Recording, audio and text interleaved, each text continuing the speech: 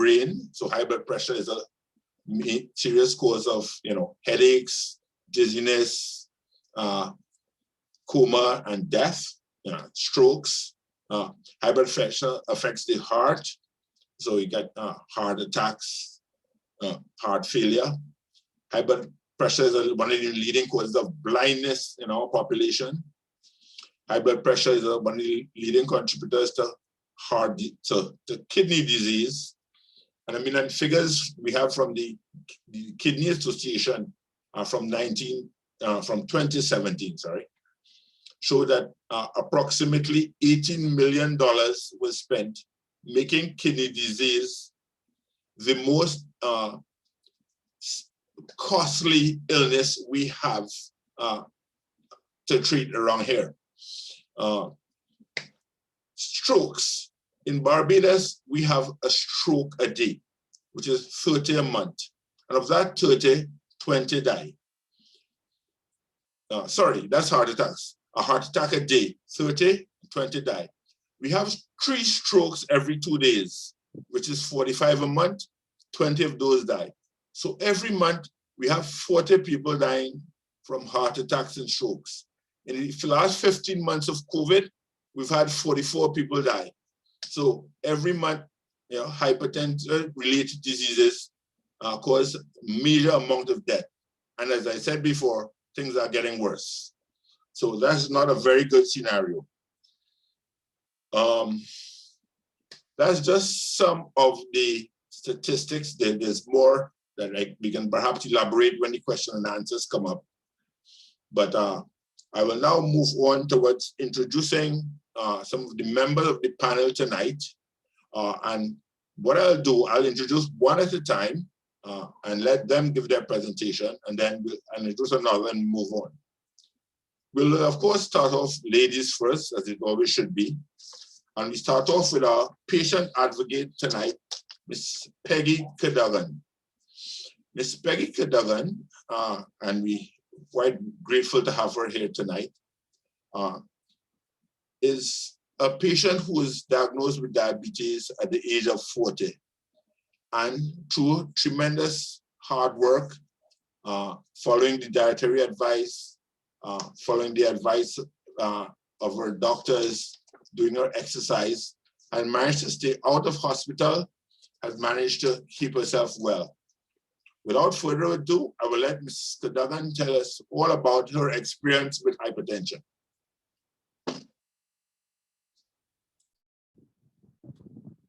Good evening to one and all. My name is Peggy Cadogan. I'm 79 years old. And I've been living with hypertension for roughly 40 years. I find that when I first started, it was a little difficult, but I have 3 good children who rally around me. And with their support and some friends and other family support, I am managing my hypertension because what I do, I make sure I take my medication. I make sure I do my doctor's visit, and I've been doing fairly okay. I also do some exercises. I used to walk a lot one time, but as I age, I don't do not much walking now, but I do my exercise on morning in bed. Every morning I get up, I do my exercises. I take my blood sugar pressure, and I make sure that I do what I should do. On mornings when I get up, I would take a glass of warm water before I have my breakfast. And then I would have my breakfast and I would take my medication. But now the doctor had put, a couple of months ago, the doctor put me on medication now at night. So I take my medication at night. And I find that it is doing okay. The only thing about that is, at night you take medication, you got to go to the bathroom often, but that's okay. I do what I have to do. And I find that I've never had a stroke, thank God. And I never had to go in hospital with hypertension, nothing so. And I also am a diabetic. And I've been a diabetic now for 27 years. And that too is under control. When I first got that news, it was devastating. To be honest with you, you know, to know that you're young lady, young woman, and you come down with diabetes and hypertension. But I find that I can manage it, and I get accustomed to it, and I'm doing okay. What I do is what the doctor tell me to do. I do not do things that people tell me to do. Drink this, drink that, drink that. I don't take medication. No, I do what the doctor say. The doctor knows best. In my book, the doctor knows best, and I do as the doctor tell me to do. I do. So I don't miss my medication. Once I get up, my blood sugar pressure is 120, 118 over something, 120. This morning, it was but here right now. It was 32 over 58, 81 this morning. And I think for my age, that's good blood pressure. The only thing where that my blood pressure will go up is if I do a lot of studying, or if I have a little problem, like if suppose somebody in my family die or anything like that, the pressure will go up a little bit. And two, it will go up if I go to the doctor. Well, if I go to a doctor and I sit down in that doctor's chair, my blood pressure spikes. For no reason, I don't know why. Sometimes they got to put me there and sit down to relax for a couple minutes or so, and then it might go back down. But that is my only problem. And I do a lot of water, drink a lot of water. I drink my water. I use my vegetables. I use my fruit. I don't diet. To be honest with you, I don't diet. I use anything that I have to use in moderation, but I don't overdo it. I don't go overboard, things like that. You know, as a human, you will have a little sweet tooth sometimes, and you will use something sweet. But you use something sweet today, you don't use it tomorrow. You don't use it the next day. So at 79, I think I'm doing okay. You understand? I know every day don't be one day. Some days you don't feel it. You don't feel like it. Some days you feel like it. But I still like do my little housework and things like that. And as I said before, my children are there for me. And I also have a dear friend that is there for me also. And when I'm home, I just will talk to people on the phone and just get comfort. So I'm telling people who have blood pressure, please take care of yourself. Because if you don't take care of yourself, then you're in trouble. Do what doctors say, take your medication. And if you find that, if you find that you take your medication and you feel a way about it, go back to the doctor. Question the doctor, ask the doctor, but doc, I taking this medication and I feeling this and I feeling that. But take the medication. Do what you should do. I test my blood pressure, my blood sugar morning and evening. Every day. But as I said, I don't diet. I use what I should use my fruits, my vegetables, I do my exercises, and I also talk to my God because I'm a member of the church. I'm active in church. I also used to be in a group with the Diabetes Association, with the hypertensive, the union. I was at the union and I was on the dance group there. So I find that there is always helped me to exercise. That was helping me with the medication. So I think that's what I should say, or I have to say about myself and managing my hypertension. Well, I thank you all very much. I have more time. The time is up. Okay, thank you, Ms. Cadogan. Wow, impressive. A woman who has lived for more than 25 years with both diabetes and hypertension and does all the right things. She goes to her doctor regularly. She measures her blood pressure and her blood sugar. She exercises, she eats well. I wish we had about 1,000, maybe 100,000 Ms. Cadogans in Barbados. You know, our lives as doctors will be made a lot easier. Thank you. And you all will get to hear from Ms. Cadogan again when the question and answer period comes up. Now, the next person we're going to hear from this evening is a dietitian, Esther Selman. And she comes to us with an undergraduate degree from the University of Alabama in dietetics and a postgraduate degree from University in California on public health. She has, over many years, been very active here in Barbados in promoting ideas about diet and healthy eating, and actually has established her own clinic called KIND, the Caribbean Institute of Nutrition and Dietetics. She's been an active and regular attendee on television in Barbados, promoting the ideas around healthy eating. Without further ado, I turn you over to Ms. Esther Selman.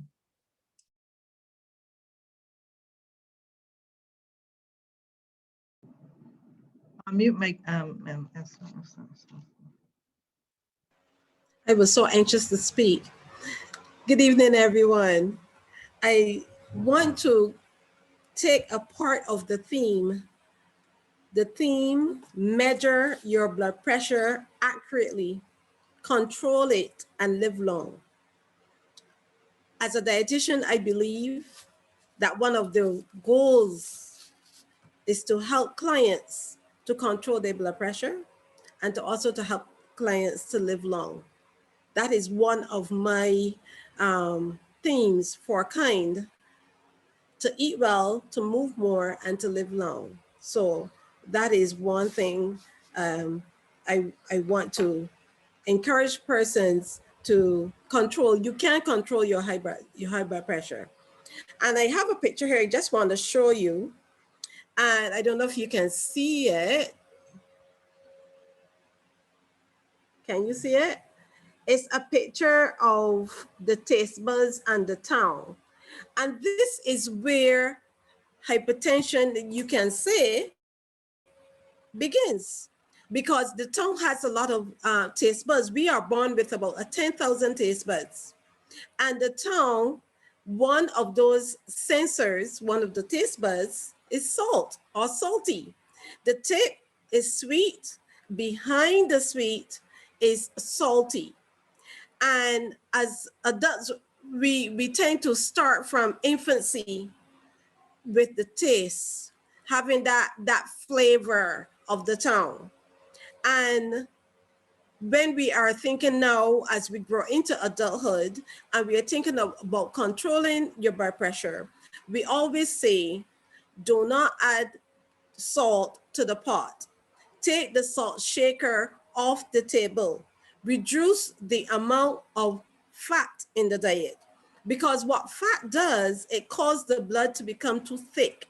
And when the blood becomes too thick, then the heart, it has to work much harder to get the pressure along the arteries. So we want to think of more, not of a diet, because I believe if you spell the word diet, D-I-E-T, you take off the T, it dies. So I prefer you to look at it as a lifestyle change. So, and that is what we want to encourage. And when we think about a lifestyle change, we're looking not only at the diet aspect of it, but we are also looking at stress. We are looking at giving thanks. Those are things that you want to incorporate, making dietary modifications as well as making lifestyle modifications. And research was done, and they looked at the DASH study, dietary approaches to stop hypertension. And what they found is that persons who consume a low-fat diet was beneficial. Those persons they did the research on, it was 459 persons, and they found that when they followed the low-fat diet, they incorporated more fruits and vegetables in the diet or in their meal plan. What they found was their blood pressure was reduced significantly, and So we encourage persons to use more fruits and vegetables. And we have in Barbados a variety of fruits and vegetables of color, and we want to eat them with color. So we have dunks, we have right now mangoes in season. So we can use our mango that's yellow, you're going to get your beta carotene. And another research was done, and they found that persons who died from COVID-19, they had high blood pressure. And they look at the study in persons in New York, and that is where one of the places where they would have looked at, and they found that having high blood pressure, that was having high blood pressure, hypertension, that was significant, and it impacted on their lifespan, as well as it impacted on their for those persons who would have recovered. So having all of those factors in place is something that we want to pay attention to. So you want to reduce the salt intake, and a person who is hypertensive, you want to at least consume 1,500 milligrams of sodium in a day. So a teaspoon of salt, if you want to get an average of what it is I'm talking about, a teaspoon of salt is equivalent to 2,300 milligrams of sodium. So if it is that you're supposed to consume 1,500 milligrams a day, then you would want to half the amount. Now, a lot of times we do not think about how much sodium we really can get taken into our diet. Fruits and vegetables do not contain sodium. But when we take that potato and we dice it up and we fry it and then we add some salt in it, that is how the vegetable or the fruit would get the salt. So we want to ensure that we consume more fruits and vegetables, reduce the salt intake, reduce your stress in the diet. You also want to lower the fat in your diet. And I cannot leave out the exercise. We have to incorporate exercise. And I know someone will address that matter later in the session. Thank you. Thank you, Ms. Selman, for reminding us that salt really assaults our bodies. On the other hand, eating, as you said, the DASH diet, which is a low salt, high fruit, low saturated fat diet, drinking lots of water, getting exercise, are critically important tools towards healthy living. Thank you. And you'll hear from her again when the question and answer section comes up. The next person, we now turn to our exercise physiologist. Mr. George Griffith is a gentleman that I've had professional contact with perhaps over the last 2 decades or so. And I was quite surprised to read tonight that he actually trained as an electrical engineer. And from that, he took a shocking decision, perhaps, maybe that's because he was the electrical engineer, to switch to exercise and health fitness. So to tell us about the world of health and exercise and fitness, Mr. George Griffith, who is the owner of a popular gym here in Barbados, the Surfside Gym. Over to you, Mr. Griffith. Good evening, Dr. Alert. Good evening to all the panel, and welcome to everyone watching online.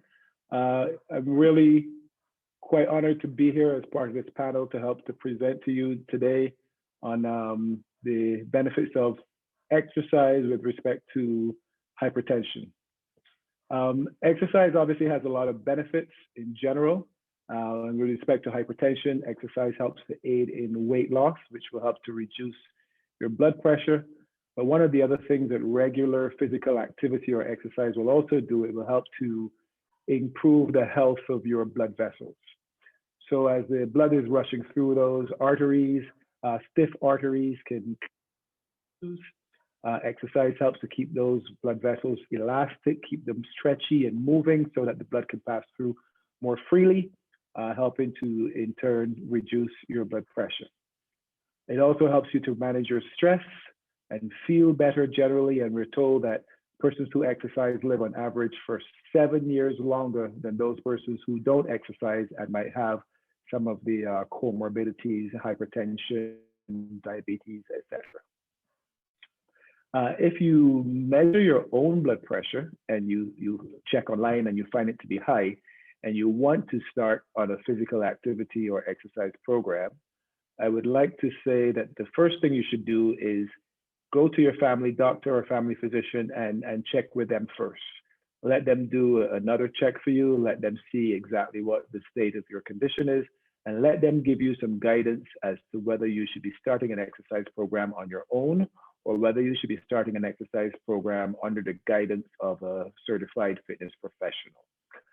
Once you get the okay from them and they say, okay, you can go off on your own or you need to be with a fitness professional. If you decide to go with a fitness professional, don't just go and start the program with them, but make sure they know that you're coming to them under the advice of your family physician because you have high blood pressure, because the exercise protocols are very different for those persons who have hypertension compared to those who don't. You don't want a trainer to start working with you as if you're a normal individual when in fact you have, not that you're not normal if you have hypertension, but you have a person who doesn't have hypertension as opposed to one who does. So generally, the way we're going to approach someone with hypertension compared to the other people in the population is that the emphasis is going to be on what we call cardiovascular exercise as compared to strength training. So any large rhythmic movements like walking, cycling, if you're able to, jogging, all those kind of things that get your heart rate up and keep your muscles moving rhythmically for extended periods of time are going to be what we prefer for clients or patients with hypertension as compared to strength training. Strength training can be included in your program a little bit later, but initially, if you're just starting out an exercise program, we want you to start with what we call cardio. Go for walks, get on your bicycle, just increase your physical activity. Normally, if you don't like structured exercise, doing some gardening, doing some dancing, those types of things that are going to keep your muscles moving for 30 minutes or more. Now, how often should you be exercising? Ideally, somewhere between 3 to 5 days a week. The research tells us that doing something on all or most days of the week is more beneficial than 3 days, but you should go as you can tolerate it. When you start out, you might just not have the fitness level. You may not have the motivation to do 5 or 7 days a week. But if you can get 30 minutes of moderate intensity physical activity on 3 to 5 days a week, you're going to start to see significant improvements in your health, your fitness, and it's going to help to manage your hypertension as well. How long will it take? You'll start to see improvements relatively quickly, but significant improvements will come after 6 weeks to 3 months, depending on the individual. So it has to be something that you stick with. So I would suggest finding an activity that you enjoy, that you like doing, and that you think you can stay with, because that's important towards managing your hypertension. Now, if you are on medication, then the smart watches and those trackers may not give you the correct information when it comes to heart rate training. Medication is going to blunt your heart rate and your blood pressure response to exercise. So you can't just put in your age and say, well, I should be at 150 beats per minute or whatever. You have to take things a little bit more easily, and we recommend, rather than using your watch or your tracker to determine where you should be working, we use something called your rating of perceived exertion, your RPE. And this is just an overall assessment of how hard you feel you're working, not just how your legs are going or how your heart or your lungs are working, but an overall assessment of your entire body and how hard you think you should be working. 0 would be sitting on the couch doing nothing, and 10 would be working harder than you've ever worked in your life. And so we want to be somewhere between 4 and 7 on that scale from 0 to 10. Somewhere between 4 and 7 as far as the intensity of the exercise, which most of us consider to be moderate intensity physical activity. Now, the other thing that we should always be aware of is what our blood pressure is before we start the activity.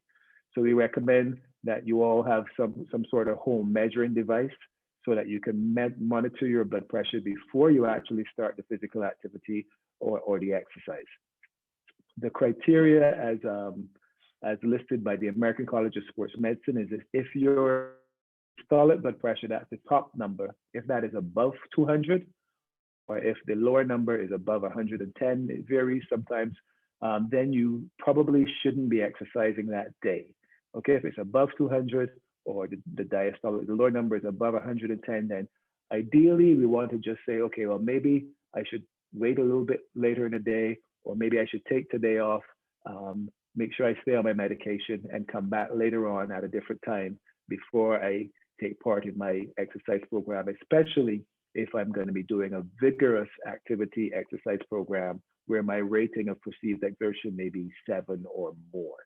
So the main things, again, takeaways are go and see your doctor first and take their advice on what type of exercise program you should be doing, whether it should be supervised or unsupervised.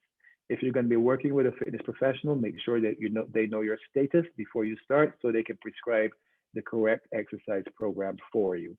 Also, make sure that the emphasis is on cardiovascular exercise as opposed to strength training. Strength training might come a little bit later based on how you're progressing with your exercise. And always make sure that you take your blood pressure beforehand and make sure that you monitor it to make sure it's below 200 for the systolic and below 110 for the diastolic. And that would be a good kind of overview for how you should approach your exercise program if you are hypertensive. Thank you, George. I told you that would be a shocking presentation. I think he would not be too happy to hear that the same Health of the Nation study showed that between 50 and 75% of adult Barbadians over the age of 75 did not get enough exercise to maintain health. So part of the poor health of Barbados is that as a population, we are lazy people, you know. George will change that, I guess. The next presenter this evening is another person I've known for many years, Mr. Robert Carter. He's a pharmacist, and not only is he a pharmacist, he's an active teacher of pharmacy at the Barbados Community College over many years. And he will, I guess, tell us about the contribution that pharmacists can make towards dealing with this disease called hypertension. Thank you very much, Dr. Eller, and good evening to everyone on the panel as well as the listening public.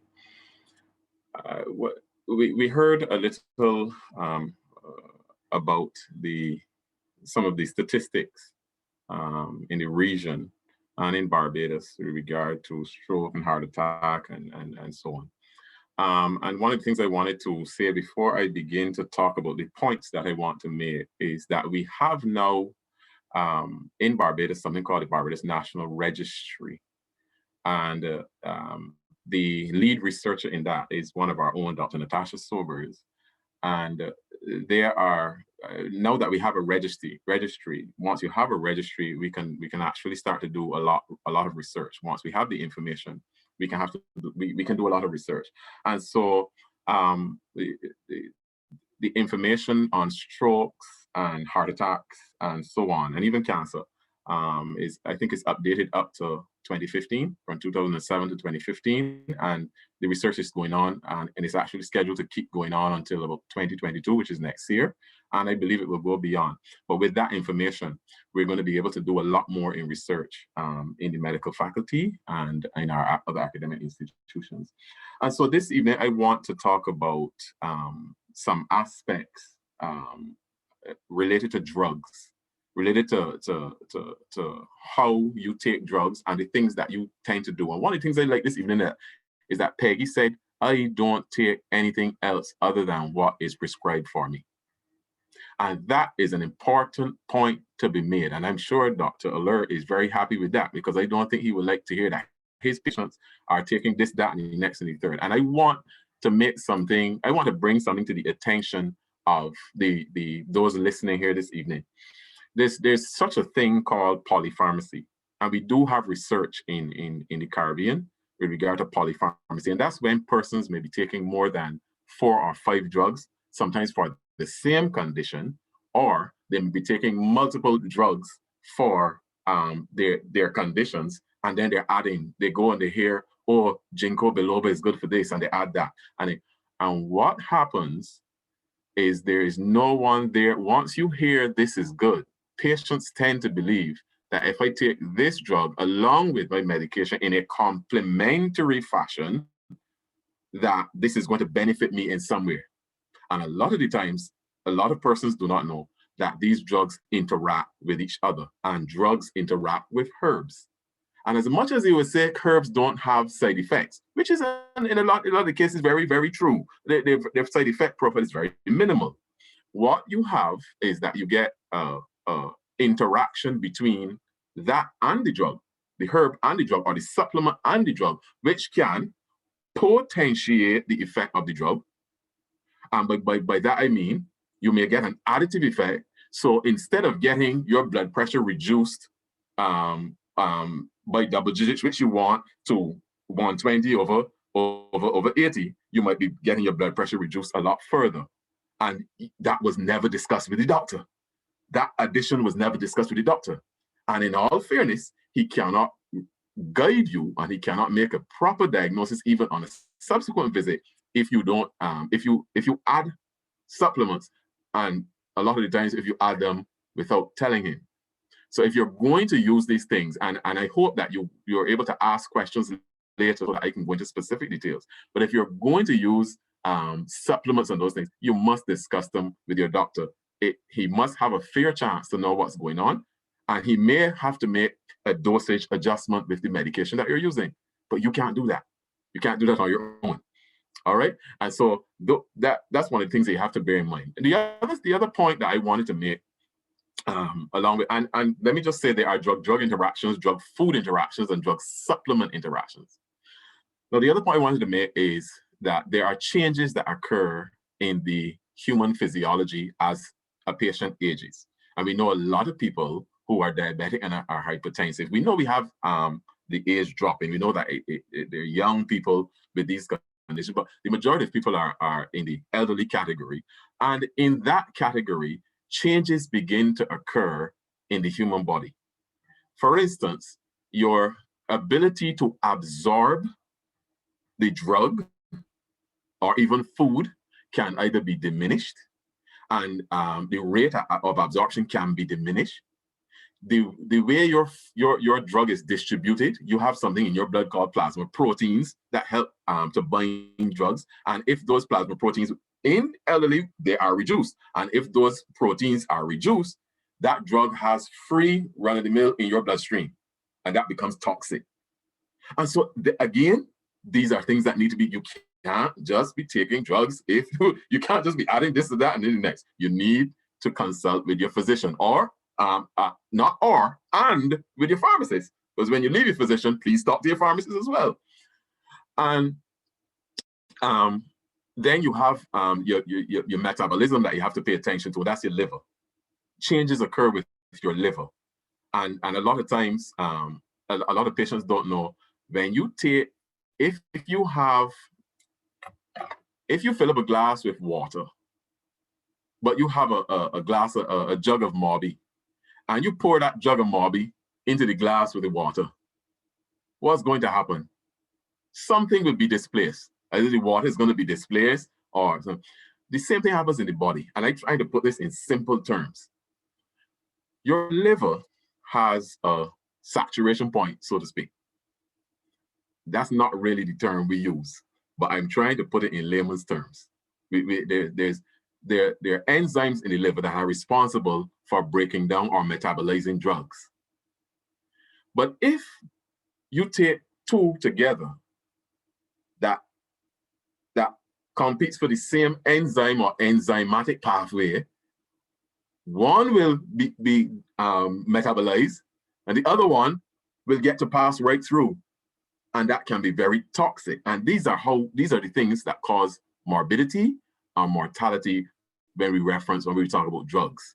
So again, we must be careful how we use the drugs. But at the same time, age-related physiological changes occur with the liver as well.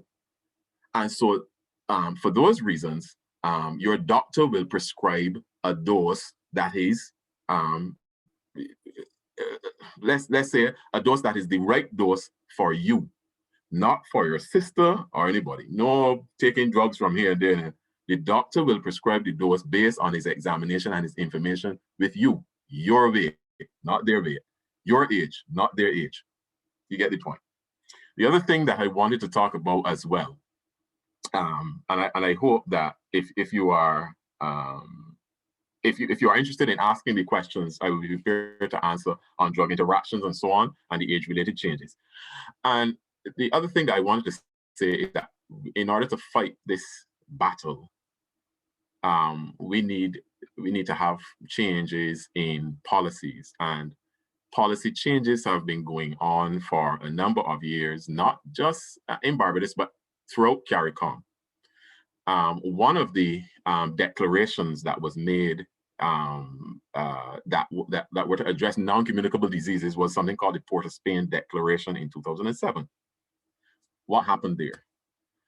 A lot of declarations were made as to where we are going, some policies that we need to put in place to guide or to bring a reduction in the non-communicable diseases in the Caribbean. And so some of the things, or one or two of the things that we dealt with there were something called, there was something called front of package labeling. That's just one example. We know we have a law in Barbados passed recently, or a couple of years now, where we reduced, we had a sugar sweetened beverages tax. And I find that's very, very helpful in helping to lower or reduce the intake of sugar, which is detrimental for diabetics and hypertensives and people in general. But the front of package labeling is something that is, while a lot of these things are let's say a few Caribbean islands have addressed the matter and have brought these policies to the fore, all of our countries haven't done so. And so front of package labeling is just one example of one of the things that we need to do. Sugar sweetened beverages, taxes, front of package labeling. We need to be able to see on our packaging exactly what is inside, and the contents, the salt content, the sugar content. It must be labeled at the front of your packaging for you. And it must not just be something for local manufacturers, but we do a lot of importing. Dr. Chelson Braffett said many years ago, about 10 years ago, he said, what are we going to do? We import a lot of things, a lot of foods from northern countries and European countries. But what are we going to do on the day that basically the red button is pressed at 3 o'clock in the morning and ships and planes don't travel? We have breadfruit, cassava, eddos. Let's get back to the things that we use. And so for these rules and these policies need to be put in place, even in Barbados, to make a dent in non-communicable diseases in Barbados, hypertension, diabetes, and the others. Thank you. Well, thank you, Robert, for reminding us of the need for close collaboration between doctors, pharmacists, and especially for patients and nurse doctors and pharmacists to be aware of the link between drugs, supplements, herbs, and others. Yeah, that's a big issue in our part of the world. Okay, moving right along. The next person, Mr. Bernard Beckles, is a specialist nurse in intensive care and cardiovascular perfusion. Now, to be honest, I never met him, and I hope never to do so. Because he's a man who deals with you, or you would meet if your heart end up in real pressure. I know as a young man, when my old girlfriends give me pressure, I used to end up with a broken heart. But it's not that kind of heart problem that this guy deals with. He deals with people who have uncontrolled hypertension or uncontrolled diabetes, leading to significant heart problems. And he works, as I said, in intensive care, and he will tell us some of the types of clients he has seen and what he has learned over the years. I give you Mr. Bernard Beckles. Thank you, Dr. Alert, and good evening, everyone. So blood pressure management. The importance of accurate blood pressure management cannot be overemphasized. It's probably one of those vital parameters that we love to hear, because as soon as it goes up, or as soon as we get that diagnosis, persons are like, oh, lost now, I'm gonna die. And I gotta get this blood pressure under control. And it's amazing that the risk factors that contribute to high blood pressure are modifiable, as was elaborated with my previous panelists. And persons only look to do these things once the problem has occurred. Now, I want to touch on salt. Mrs. Selman would have spoken about it, and I know she will elaborate more on salt. But usually with salt, persons or Bajans like to have food that is flavored, and salt is a very good flavoring. But when there is no salt, when there is no flavoring, persons are like, oh boy, this food bland, and it needs some salt. But as soon as they're diagnosed with high blood pressure, the salt is cut out right away, cold turkey, So controlling our blood pressure doesn't just matter, especially when to those essential organs like our heart and our brain, etc. It matters full stop. So we need to live healthy in order to be healthy. Now, blood pressure tends to increase as persons age, and we see a lot of elderly persons in the ICU, but that does not mean you can ignore the problem until it actually becomes, or hypertension, until it becomes a problem. It is called the silent killer because it rarely has symptoms, and in some instances, it can sneak up on you. So unless you check your blood pressure at routine intervals, you may never know. It could be wreaking invisible havoc on your body, on your cardiovascular system, and this could pose a problem for you. Now, if you're Black, if you're a smoker, if you have a family history of high blood pressure, if you have heart disease, stroke, kidney disease, etc., if you had issues in pregnancy with high blood pressure, you need to pay special attention to your blood pressure. Once you are diagnosed with hypertension, this isn't a quick fix. So the key, in my opinion, would be prevention. And Mr. Carter just now spoke about prevention. He spoke about the tax on sugary drinks. And there have been many campaigns that would have spoken about the importance of exercise, the importance of diet, and so on. But I think we need to focus a lot more on the snacks that we eat, all of these processed foods, and also get that legislation in there as well to help curb some of the intake of salt. As the saying goes, prevention is better than cure. Now, as Dr. Alert was saying, I work in the area of cardiovascular health, and there is a direct link between blood pressure and your cardiovascular health. About 99% of the persons that we do heart surgery on have underlying high blood pressure. And the issues they have with their cardiovascular health did not start when they reached 50 or 60 years of age. It started when they were young. And the buildup of plaque in our arteries, the hardening of the arteries, the damage to your blood pressure and your heart usually would have started at a very young age. So lifestyle plays a very important part. Now, when you're young and you're strong, you're active, your metabolism is up, we can eat foods that may be high in sugar, may be high in salt, but because we're active, we find that we tend to work these things off. But as we age, as we get older, as our metabolism slows down, we're not as active as we used to be. So that is when these issues usually come to the fore. So working in this area has reinforced for me the importance of heart health. And because we are healthcare professionals, it doesn't mean that we too are immune. So I try to live a healthy life, and I would like everybody here in the hearing of my voice to take some heed. Stress is another modifiable risk factor that contributes to high blood pressure. And I'm sure if I ask how many of you have stress or are stressed, many hands would be raised. I had stress trying to decide what to talk about today, but the sustained stress level causes increases in your blood pressure that could potentially cause harmful consequences in the long term.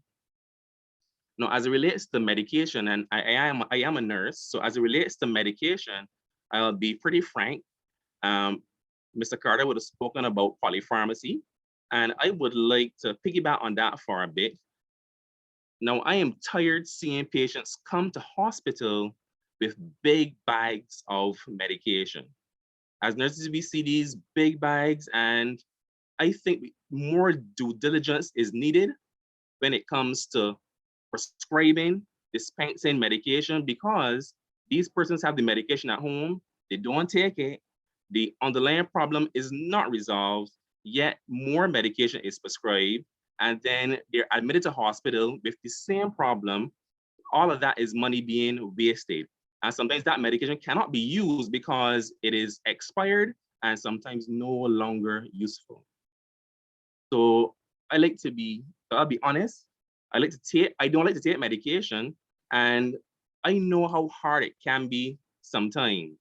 And as a healthcare professional, we need to ask more questions to ensure that there is compliance. These people that keep coming to the hospital, they're like recurrent decimals, they keep coming and they keep coming and they keep coming. And the same patients usually have the same problem all the time. So more focus needs to be placed, as I said before, on primary prevention, so we can stop persons from coming to hospital with a problem that can be rectified once they pay attention to what their healthcare professional tells them. So in conclusion, trying to live a healthy life isn't about vanity. It is a way of life. It should be an important aspect of life, especially as we age. So what we need to do is keep focused, because this race is not a sprint, it is a marathon. Thank you.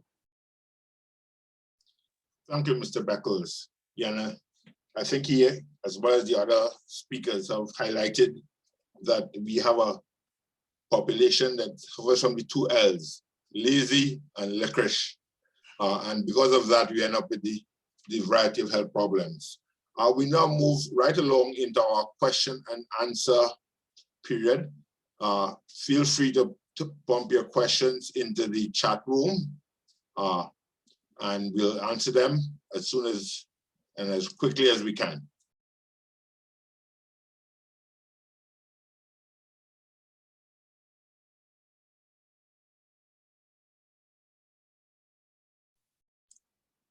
Are there any questions?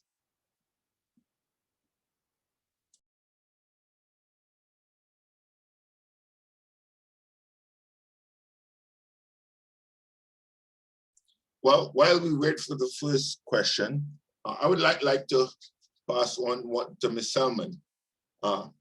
Yes, we talk about salt and the teaspoon or the 2,300 grams, but I think most patients can't appreciate what that really is. Perhaps it may be easy to talk to them about the salt fish and the pigtail and the ham and the salt meat and the bacon and salami, but telling them 2,300 milligrams of salt, most people don't have a feeling of what that is. I don't know what she thinks about that. Yes, that is a good question. So remember, I would have also mentioned about 1,500 milligrams of sodium a day, which is, if you were to break it down, it would be 500 for breakfast, 500 for lunch, and 500 for supper. Now, we have to read our food labels, and that is ultimately important. Get into the habit of reading your food labels. Let's look at the food groups. We all know the food groups. We have our carbohydrates, we have our fruits or vegetables, we have our legumes, and then we have our meats, we have our dairy, and then we have our fats and oils. So most times, foods that are in its wholesome state, more fresh, much natural, would be our breadfruit. Those are the ones that's high in complex carbohydrates, and they are very low in sodium. But when we are focusing now on the processed grains, like the cereals, those, especially the sugary and the high salt products. They on the nutrition facts, which is at the side of the product, you would see 400 milligrams of sodium. So what is an acceptable number for low sodium is 140 milligrams or less per serving. And so then we have to think about what are some of those foods that's high in salt. So processed foods are high in salt. Anything that is packaged goods, frozen dinners, those are the type of foods that are high in salt. I have a product here. I hope you can see it. And this is a cheese that I produce. And this is low sodium. It has, it is made from it's a plant source, plant food. So it's made from all natural ingredients. It's made from sunflower seeds, actually. And so that particular product is a product that is processed, but it does not contain a high amount of sodium in that particular product. You also have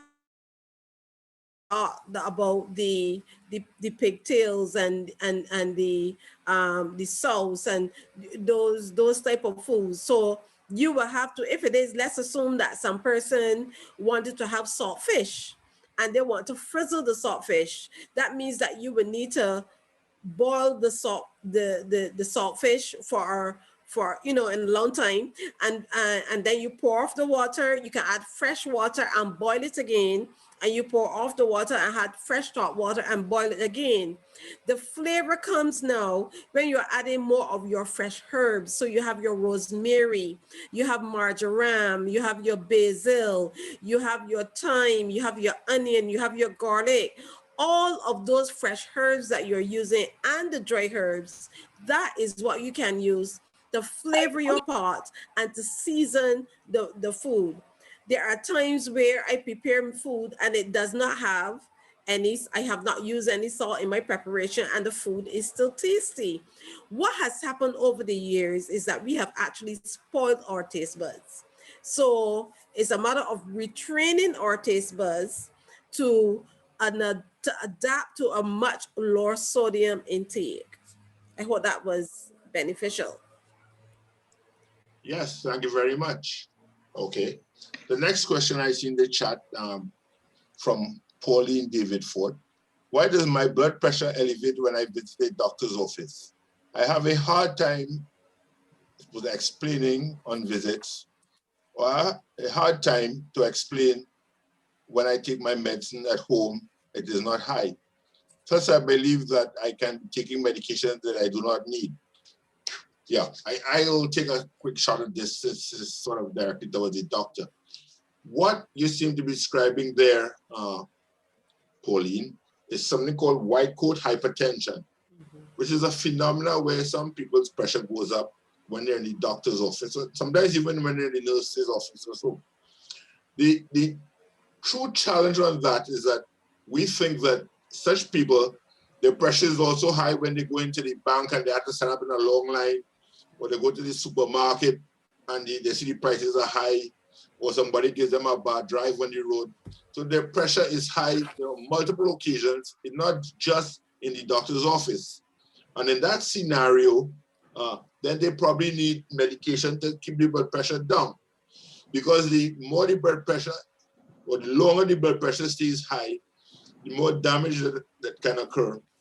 And many of these people with this so-called white coat hypertension, actually, unless you're very careful and follow them very closely, do end up with serious cardiovascular problems unless you make specific efforts to keep the blood pressure under control.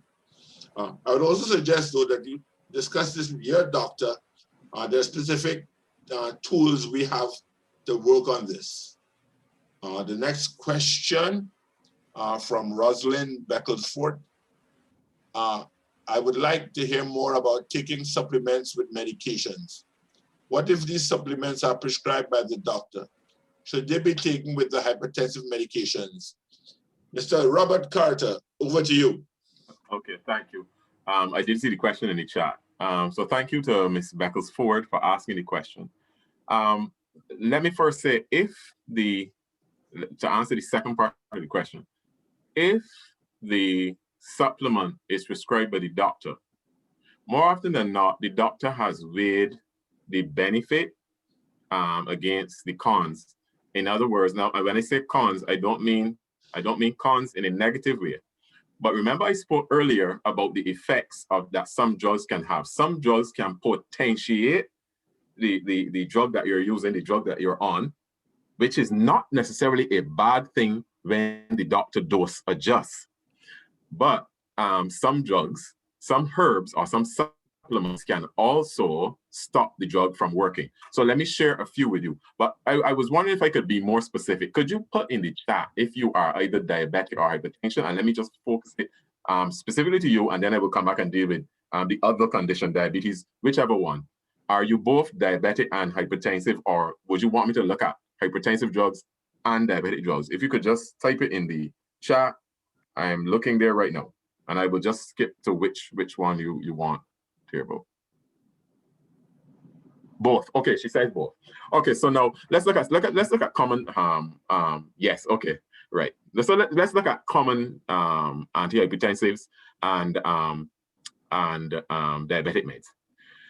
So first of all, there is a very, very strong possibility.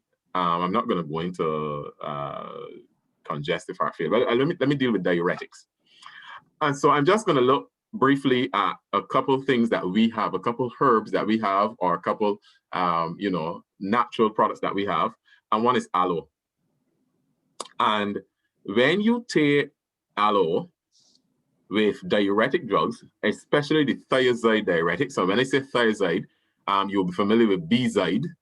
You'll be familiar with Natrolix. Those are the thiazide. Natrolix is a thiazide-like diuretic. B-zide is a thiazide diuretic. Chlorthalidone, a thiazide diuretic. So if you Peggy, I know one of those. I just called one of yours. And so you will be very familiar. Aloe, you may think, oh, I can take aloe and aloe is good. Aloe decreases serum potassium levels. Now, let me explain something. Diuretic drugs that are well, let's just say diuretic drugs. Don't let me get too detailed. They cause a loss of potassium already.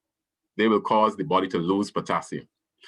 And losing potassium is not something you want. So when you are on these thiazide diuretics, it is important that you take a banana either every other day just to replace the potassium. Some people can get it from yes, I see your question. I'm actually explaining that now.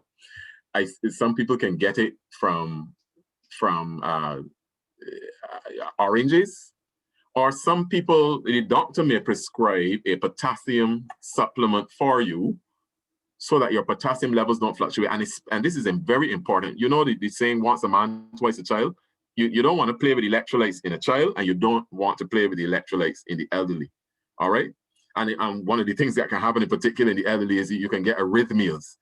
And if your potassium levels are not right, we know that a lot of that PT wave, that functioning, that thing that you see when you go to the doctor, you see ECG, the PT wave, potassium is very important in there, calcium is very important in there, sodium is very important in there. And if your potassium is being lost, you may run the risk of having arrhythmias. That's just one example. But let me also address, that's aloe. Aloe can decrease potassium. So you must be careful, or you must consult your doctor so he can dose adjust. Then there's the ginkgo biloba. And many know that ginkgo biloba is used to improve memory. A lot of people like to use ginkgo biloba. And it is a good herbal product, but it will increase blood pressure when taken with thiazide diuretics. So the aloe reduces potassium, ginkgo biloba increases the blood pressure. And so you have to be, again, very careful. And let me also just say to you that for those of you who are on anticoagulants like warfarin and so on, ginkgo biloba will also increase bleeding, or your bleeding time. And therefore, you are now adjusting the dosage or adjusting the therapy that your doctor has prescribed for you. And he can, if you do not tell him what you're doing, he cannot make a good assessment on you on the next visit. So ginkgo biloba, remember, ginkgo, I hope you have pen and paper and that you're writing. Licorice can increase potassium loss, leading to, again, hypokalemia. But let me go on to a few others that occur, especially with other types of antihypertensives. A lot of people like to use ma huang and ephedra. And what they do, they actually counter the effect of the antihypertensive. When it's right here, it says increases the hypertension when taken with beta blockers. If you're using ephedra and you take beta blockers, it increases your hypertension. People know they have something called black cohosh, and black cohosh increases the hypertensive effect of antihypertensive drugs. It increases the effect. Again, there's a difference between the term complementary medicine and alternative medicine. If you want to take alternative medicine, take the ma huang, the ephedra, and the black cohosh, and do not confuse your doctor. If you want to take complementary medicine, talk to your doctor. Complementary, the herb complements the conventional drug medication. Complementary medicine. If you want to take alternative, that is your choice. Go do your thing. Don't blame your doctor at the end of the day. I don't have a problem with you doing it. I don't have a problem with you making your choice. But it is important that, and I don't want to encourage only alternative medicine. It is important that you talk to your physician or talk to your pharmacist even after you've gotten your medication to be able to know the dangers of combining herbs with foods, with drugs, herbs and some foods with drugs. Somebody asked me a question about food, and I can tell you, oh, right, you drink Marby and you know you're on anticoagulants, that's a no-no. And you don't find that in any of the academic books. So I can't teach it from a book, but I know Marby is a thing in Barbados, and Marby will thin the blood. And so if you are a patient with venous thromboembolism for whatever, if it is pulmonary embolism, if it is deep vein thrombosis, if you are a patient with some type of thing which requires that you use anticoagulants, you have to cut out the Marby. Can't use it. And so that's a person asking about drug food. Let me give you another example, and this is a very common one in medicine. For those of you who are on cholesterol medications, you're taking cholesterol medications like the statins. And this is in particular the statins, the ones you call atorvastatin. What are the brand names? Because we are supposed to learn generics in academics. The brand names, Crestor and those. All right. I don't know where my screen has gone, but Lipitor, Crestor, and the others. You hear me? My screen just went blank. Yes, okay. We can hear you. Right, I'm seeing the screen again. And so those of you who take those, your doctor will often, more often than not, or when you get to the pharmacy, the pharmacist will tell you, or you may see it printed. I used to work at Nike's for years. The Nike's is now Maxi. And on the I'm not promoting a pharmacy. I'm not getting commission or anything, but I'm just saying this is where it worked for years, a number of years before 2000 and whatever, year 2000. You will see they give you a slip and they give you another slip. Read that slip. They have put information on there for your benefit. So take the opportunity to read that slip. And whereas you may not have that slip at other pharmacies, your pharmacist will counsel you. And so you should not take grapefruit with statins.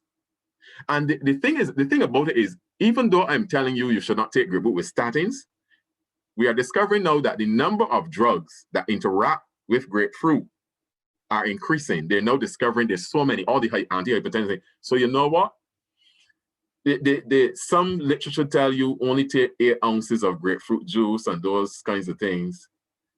I like grapefruit juice, but if I am taking these medications, you got to, it's either or, okay? And the grapefruit juice is not going to lower your cholesterol.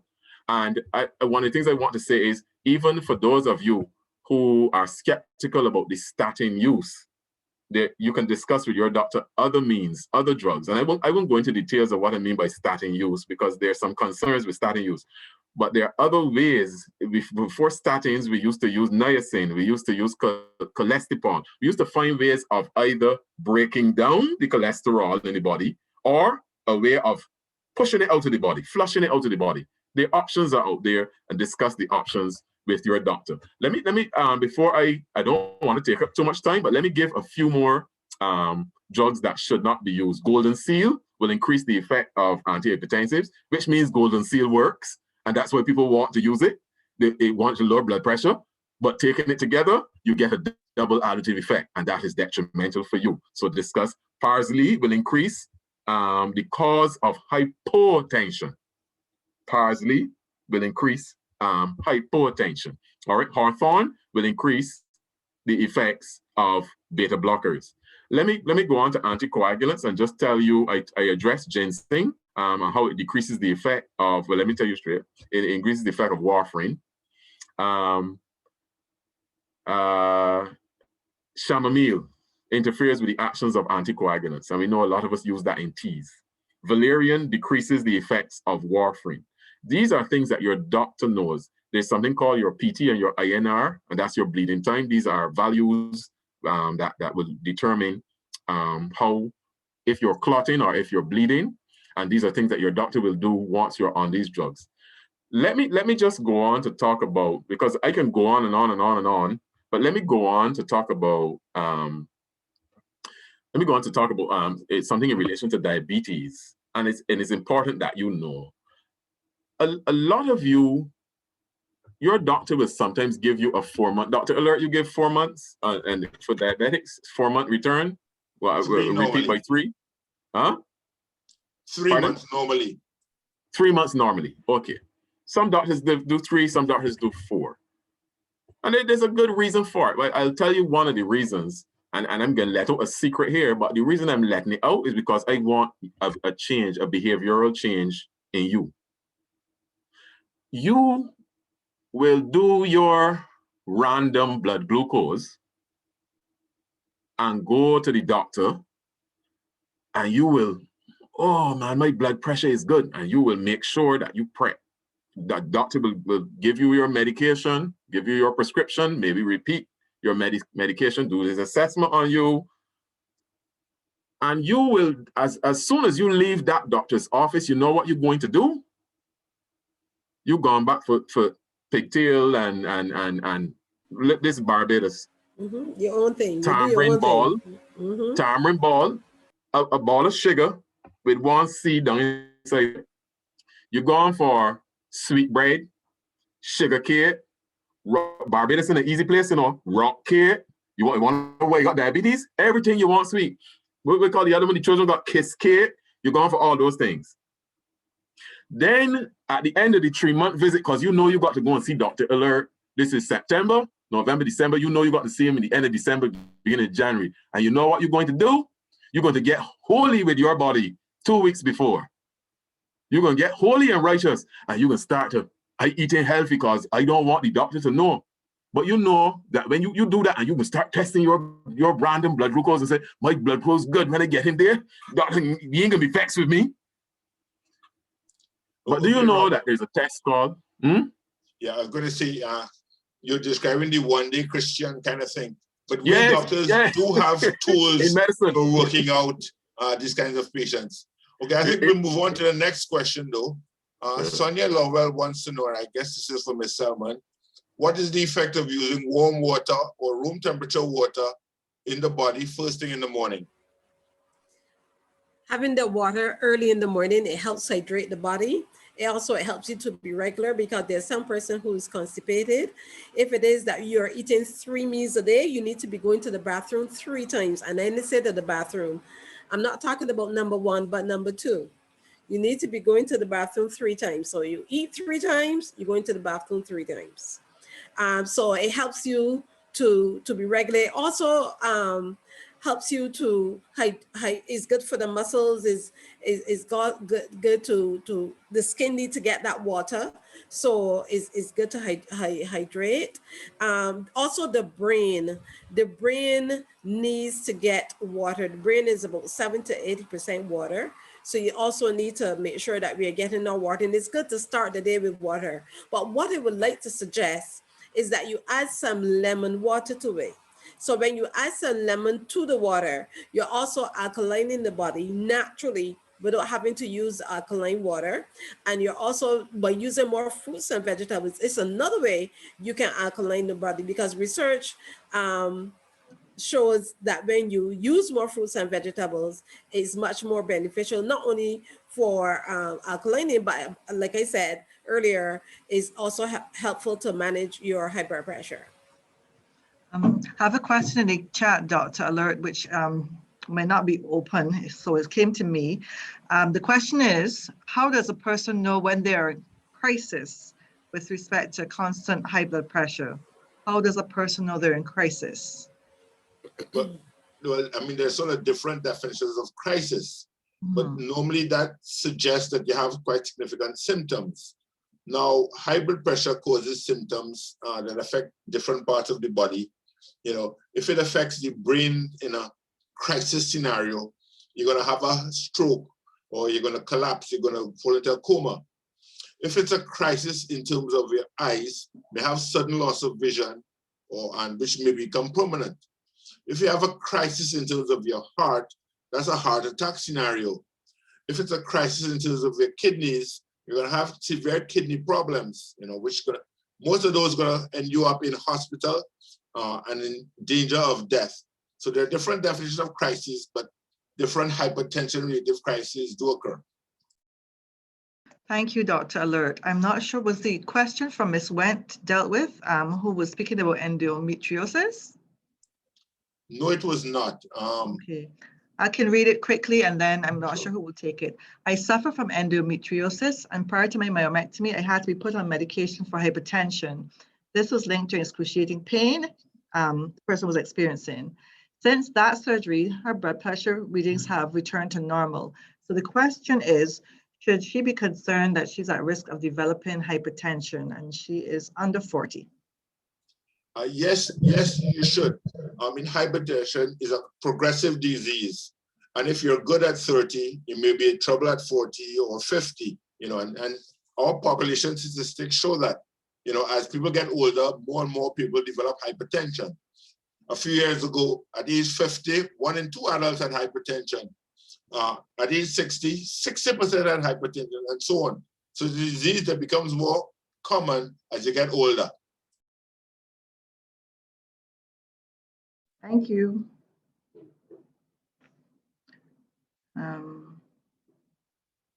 There's someone who has pressure in the eyes. I have pressure in the eyes. I don't think it's a question, I don't think. Yeah, I saw it. Yes, I have pressure in the eyes most of the time when I go for eye checks. Pressure or elevated pressure in the eye is actually called glaucoma. And that is not directly linked to hypertension, but people that have hypertension often have glaucoma, but it's not so that every person with hypertension has glaucoma. Thank you. There was another question asking whether cholesterol and hypertension are related. And the answer is yes. There's a gang of 4 terrorists, one called obesity, one called hypertension, one called diabetes, and one called high cholesterol. And they often occur together. You know, when you're at risk for one, you're at risk for all the others. And when they all occur together, that puts you at high risk for having a serious event like a stroke or heart attack or even sudden death. So yes, quite commonly, we have many people that have all of them.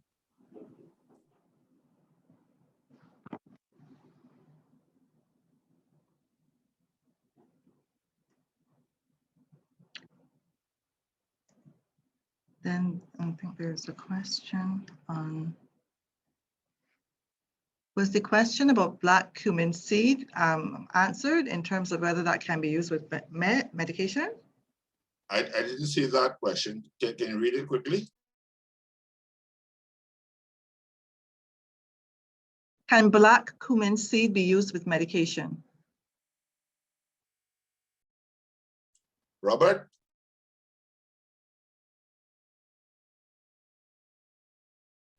Yes, yeah, you're talking about, can you hear me?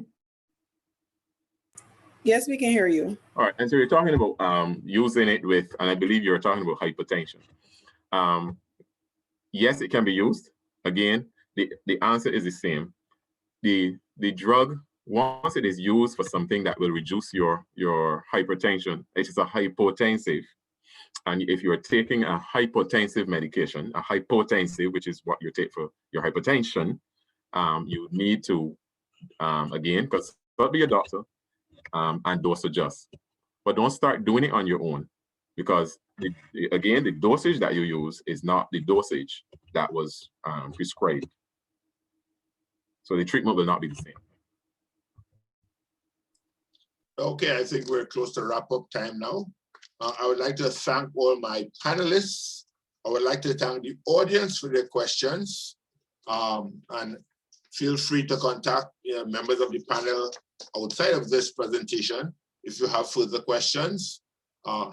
Thank you very much again for everybody for coming through. And I'd like to hand over to Mr. Kevin Farmer, who is the current president of the Heart and Stroke Foundation of Barbados. Thank you, Dr. Alert. My task this afternoon is quite easy, and to echo the title, Wuhloss, you've truly given us a lot of information that perhaps I think we might have to do panel 2 and 3. Not simply do this for World Hypertension Day 2021, but it clearly is a need to do this again so that the actually 100 persons that attended today's webinar talk discussion should come back, have their questions answered, and begin to educate themselves on how best to combat hypertension. Today's event was a fantastic collaboration between the Heart and Stroke Foundation of Barbados, Inc. and the Diabetes and Hypertension Association of Barbados. I want to thank the coordinating team for putting together what has been an informative and well planned out, well advertised event. To Ms. Trulianne Griffith, President of the Diabetes and Hypertension Association of Barbados, your trustees and members, thank you. To Dr. Colin Alert as moderator, Nurse Bernard Beckles, Mrs. Peggy Caduckin, Mr. Robert Carter, Ms. Esther Selman, Mr. George Griffith, thank you for sharing not only your expertise, but in the case of Peggy, your experience. I dare say, I want to be you at 79. Measure, control, live longer.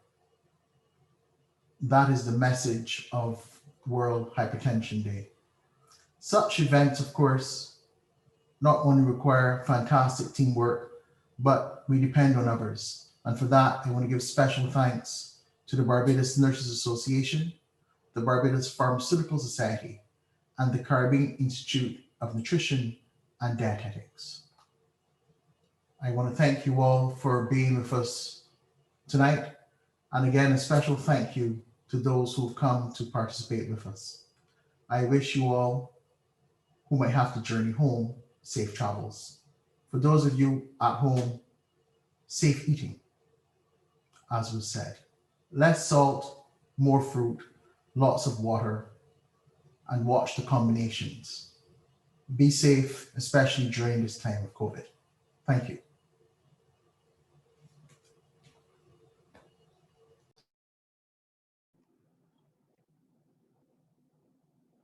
Okay, I guess that's the end of our session tonight, folks.